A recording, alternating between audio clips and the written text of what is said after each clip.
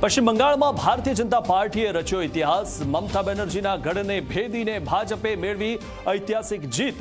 190 બેઠક જીતવામાં ભાજપ સફળ, તો ટીએમસી 100 બેઠકથી પણ નીચે સરકી ગઈ। તમિલનાડુમાં જોવા મળી એક્ટર વિજય થલપતિની આંધી। 107 બેઠક સાથે ટીવીકે રચ્યો ઇતિહાસ।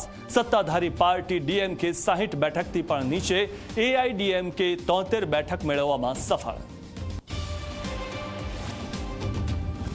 આસામમાં હિમંતા બિસ્વા શર્માએ મારી હેટ્રિક। સતત ત્રીજી વાર આસામમાં હિમંતા સરકાર, તો કેરળમાં કોંગ્રેસ ગઠબંધને રંગ રાખ્યો।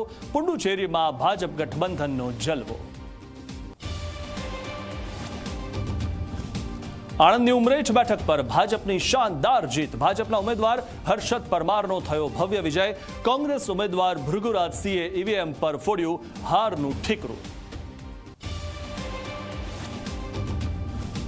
રાજ્યમાં ધોરણ 12 બોર્ડનું પરિણામ જાહેર। સામાન્ય પ્રવાહનું 92.71%, વિજ્ઞાન પ્રવાહનું 84.33% પરિણામ આવ્યું। વિદ્યાર્થીનીઓએ પરિણામમાં બાજી મારી।